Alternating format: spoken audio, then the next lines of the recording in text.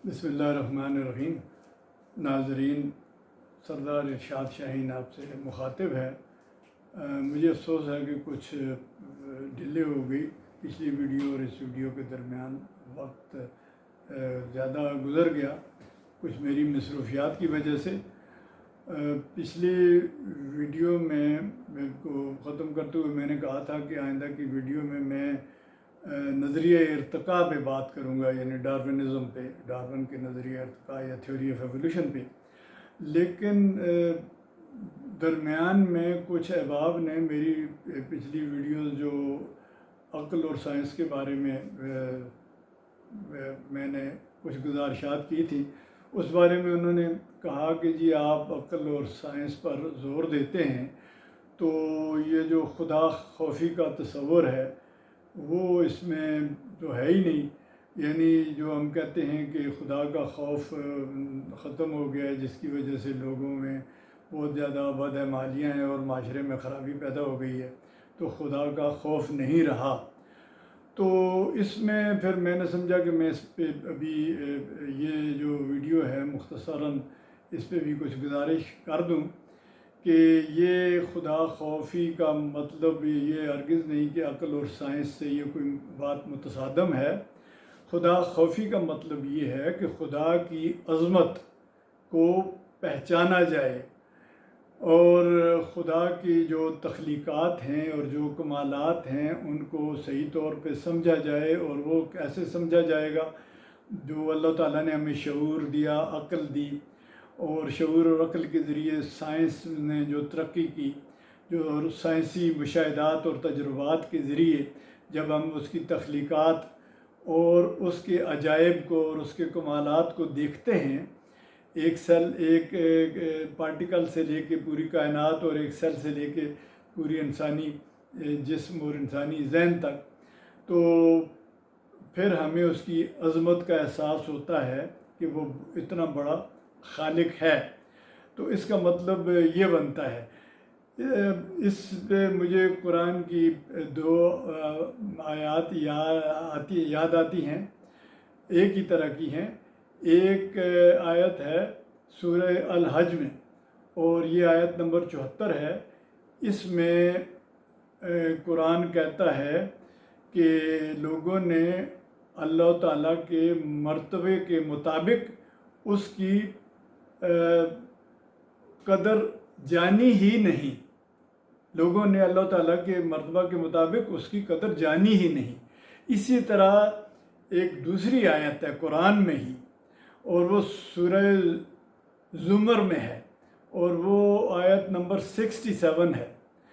इसमें ये लिखा है कि उन लोगों ने अल्लाह ताला की कदर उस तरह नहीं जानी जिस तरह अल्लाह ताला के की कदर जानने का हक़ है।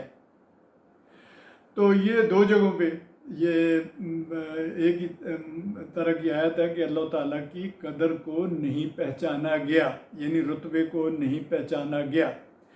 हुज़ूर सल्लल्लाहु अलैहि वसल्लम की एक हदीस भी है कि मैंने अल्लाह ताला को उस कदर नहीं पहचाना जिस कदर उसके पहचानने का हक़ था। मतलब क्या है? मतलब ये है कि अल्लाह ताला को सामने तो नहीं नज़र आते कि उनको कदर नहीं पहचानी। इसका मतलब ये है कि अल्लाह ताला की जो तख्लीक़ात हैं हम उसे कैसे जान सकते हैं? उसने जो कुछ पैदा किया, जो खल्क़ किया, जो तख्लीक़ात हैं उसकी कायनात में, ज़मीन में, इंसान के बॉडी के और नफ्स के अंदर और बाहर जो कुछ भी है, वो जिस नज़्म से और जिन सिस्टम्स के तहत चल रहा है, ये अल्लाह ताला की बहुत बड़ी तख्लीक़ात में से है, बहुत बड़े मोजज़ात में से है, बहुत बड़े कमालात में से है। इसीलिए वो बार बार कहता है कि वो अज़ीज़ुल हकीम है, वो ज़बरदस्त हकीम है, ज़बरदस्त हिकमत वाला है। तो जब हम उनकी अल्लाह ताला की बनाई हुई चीज़ों को नहीं सही तौर पे समझ सकेंगे तो हम अल्लाह ताला की कुर्बत नहीं हासिल कर सकेंगे। कुर्बत का मतलब उसकी पहचान नहीं हासिल कर सकेंगे। यही वजह है कि कुरान में बार बार कहा गया कि तुम زمین میں ہر چیز کو دیکھو، فلاں چیز کو دیکھو، فلاں چیز کو دیکھو، فلاں پروسیسز کو دیکھو، وہ کس طرح چل رہا ہے۔ ہر جگہ پہ ہر آیت میں تقریباً اس طرح کی آیات موجود ہیں کہ زمین اور آسمان کی تخلیق اور ان کے پروسیسز پر غور کرو۔ تو یہ غور کرنے کا مطلب یہی ہے نا کہ آپ اللہ تعالیٰ کی عظمت کو پہچان سکو۔ تو اللہ تعالیٰ کی عظمت پہچاننے کا میں ایک سادہ سی مثال دیتا ہوں، ایک عام سی مثال کے طور پہ آپ کے پاس کوئی ایک آدمی دیہاتی سادہ سا آدمی آتا ہے اور آپ اس کا تعارف کسی بڑے معتبر آدمی سے کرواتے ہیں، تو آپ اسے کہتے ہیں کہ یہ بہت معتبر اور بڑے آدمی ہیں، تو وہ ظاہر ہے کہ اس پہ ایک طرح سے تھوڑا بہت اثر ہوتا ہے اس دیہاتی پہ کہ یہ بڑا آدمی ہے۔ پھر اسے آپ اس کے مزید تعارف میں اسے بتاتے ہیں کہ بھائی یہ جو ہے نا اس کی تو آدمی کی بہت سی جائیدادیں ہیں، بہت بڑے بڑے مکانات ہیں، بہت دولت ہے اس کے پاس، تو وہ اس پہ تھوڑا سا اور رعب طاری ہوتا ہے اس دیہاتی پہ۔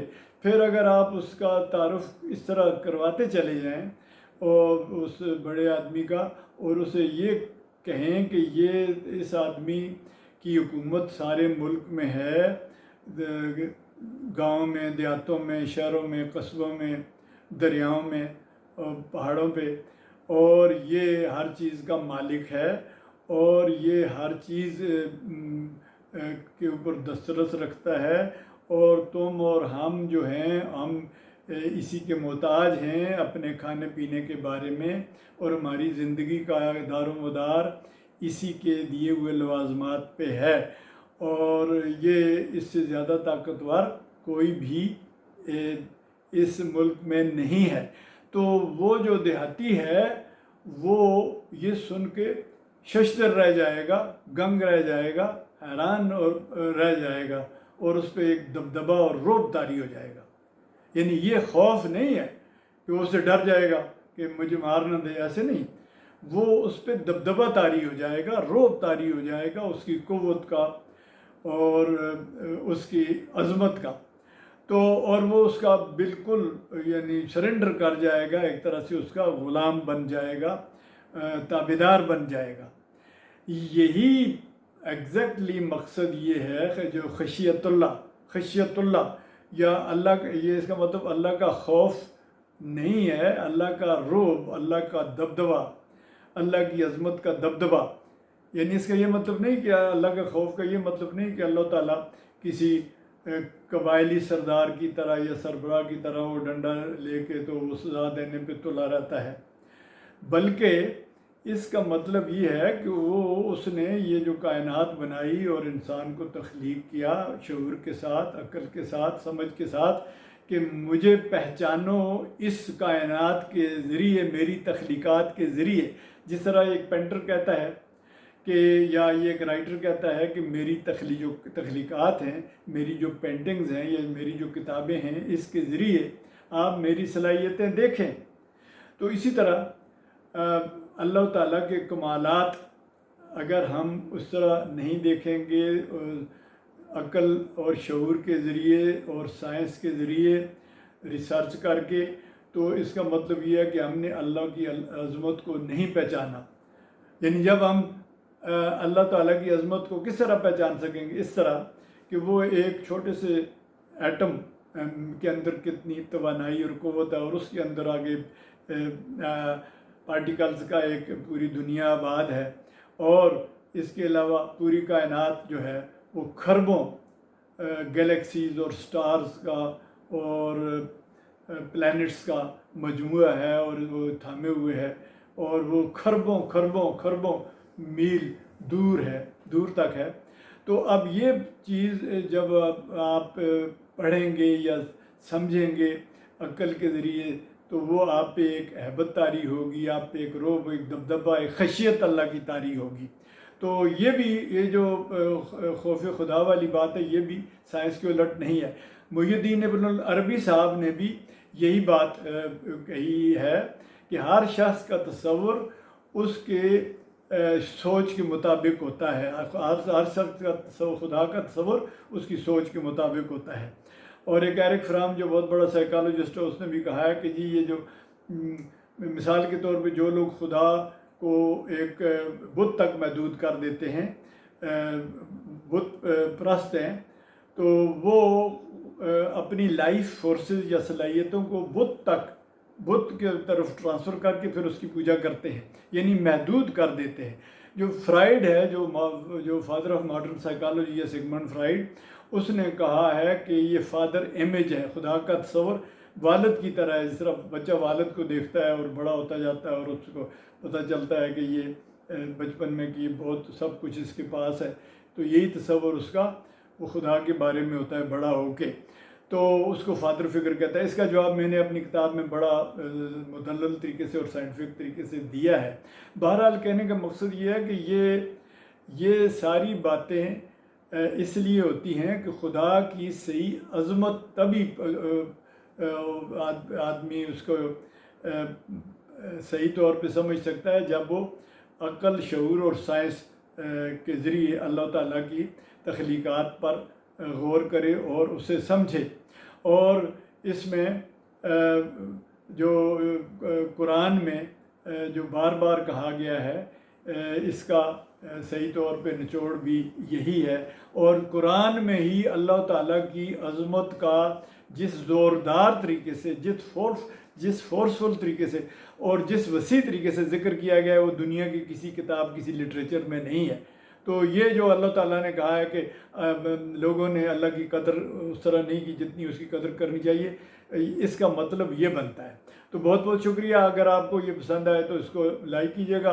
तो आइंदा मैं इंशाअल्लाह नेक्स्ट जो होगी मेरी वीडियो, उसमें नज़रिया इर्तिका यानी डार्विनिज़म के बारे में मैं बात करूँगा। बहुत बहुत शुक्रिया।